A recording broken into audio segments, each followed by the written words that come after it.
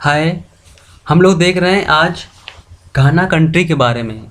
घाना country है जो Africa continental में, ये हमारा वर्ल्ड का मैप है और इसमें ये हमको दिखाई दे रहा है अफ्रीका कॉन्टिनेंटल मतलब अफ्रीका महाद्वीप। अफ्रीका महाद्वीप का एक तटीय देश है।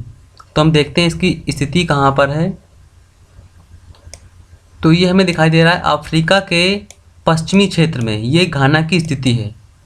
अगर हम इसके पॉलिटिकल मैप में देखें तो जो इसकी बाउंड्री है वो आइवरी कोस्ट से टच होती है, बुर्किना फासो से टच होती है और टोगो, मतलब 3 कंट्रियों से इसकी लैंड बाउंड्री टच होती है।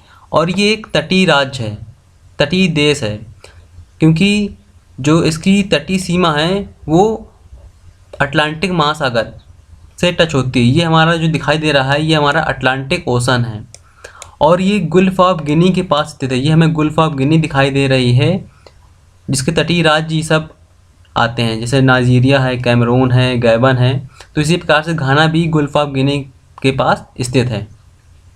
और इसमें इम्पोर्टेंट फैक्ट और इम्पोर्टेंट पॉइंट ये है कि जो घाना है यहाँ से इंटरनेशनल मेरीटाइम टाइम की लाइन जो है ये निकलती है। ये देखिए, ये अफ्रीका के कंट्रियों को काटती है, घाना को, बुर्किना फासो को, माली को, और ये अल्जीरिया कंट्री जो है इसको काटती हुई निकलती है। और इम्पोर्टेंट फैक्ट ये है कि इक्वेटर भी यहाँ से ही निकलती है। तो जो इक्वेटर है और डेट मेरिडियम है, ये दोनों मिलकर गुल्फ ऑफ गिनी में काटती हैं, यानी घाना के पास ही ये काटती हैं, क्रॉस करती हैं। तो ये थोड़ा इंपॉर्टेंट क्वेश्चन है, ये कई बार पूछा जा चुका है।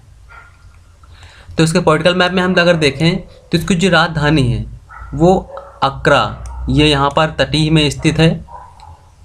और जो यहाँ की भाषा है वो अंग्रेजी है, और भी कई भाषा हैं लेकिन मुख्यतः अंग्रेजी, क्योंकि यहाँ पर ब्रिटिशर्स का कब्जा रहा है। इसी कारण यहाँ की अंग्रेजी भाषा पर है, भाषा अधिक बोली जाती है।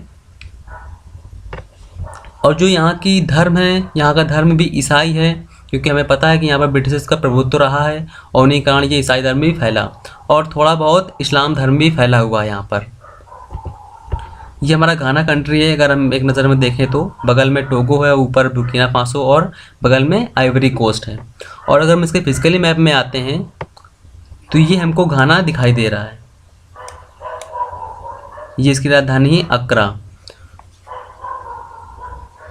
जो घाना है उसके नीचे का तट जो है गोल्ड कोस्ट कहलाता है, और इसके आगे स्लेव कोस्ट, और इसके पश्चिम में है आइवरी कोस्ट। और जो ग्रेन कोस्ट है वो आइवरी कोस्ट के पश्चिम में। ग्रेन कोस्ट जो है वो सियरा लियोन और लाइबेरिया का तट कहलाता है, ये कई बार पूछा जा चुका है। और जो आइवरी कोस्ट है वो आइवरी कोस्ट यहाँ पर कंट्री है, उसी के तटीय राज्य कहलाता है।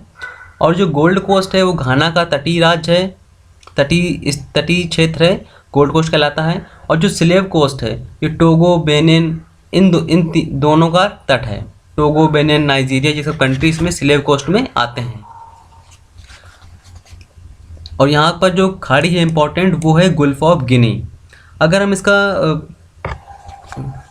इकोनॉमी या अर्थव्यवस्था देखें तो जो यहाँ की मुख्यतः अर्थव्यवस्था है वो मुख्यतः कृषि प्रधान है। और यहाँ पर मुख्यतः पैदा किया जाता है कोको, क्योंकि हम देख रहे हैं जो इक्वेटर है, इक्वेटर के पास ही ये स्थित है। और कोको जो है यहाँ पर निर्यात भी बहुत किया जाता है, यही इसकी इकोनॉमी का मुख्यतः आधार है। और घाना एक ऐसा कंट्री है, ये जो हम घाना देख रहे हैं, घाना एक ऐसा कंट्री है जहाँ पर ब्रिटिश उपनिवेशों ने सबसे पहले स्वतंत्र हुआ, मतलब अफ्रीका महाद्वीप में सबसे पहले स्वतंत्र होने वाला देश घाना ही था। और यहाँ पर सोना और दासों का व्यापार भी पहली बार शुरू हुआ था। तो इतना ही घाना के बारे में इम्पोर्टेंट था। और मेनली जो क्वेश्चन है ये इक्वेटर और आइडियल जो है इंटरनेशनल मेरीटाइम टाइम की लाइन है, इससे थोड़ा इम्पोर्टेंट है कि घाना से निकलती है या नहीं निकलती है। तो निकलती है। तो पॉलिटिकली और इकोनॉमिकली इतना इम्पोर्टेंट था घाना के बारे में। और जो हैं इसके यहाँ के करंट के पीएम हैं या प्रेसिडेंट हैं या वहाँ पर किंग होते हैं, तो ये आपको देख लेना है, क्योंकि ये बदलते ही रहते हैं। वहाँ की करेंसी क्या है, करेंसी वहाँ की मुख्यतः है सैडी।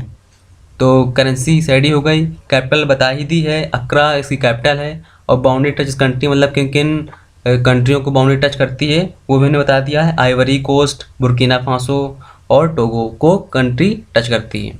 Okay, thank you.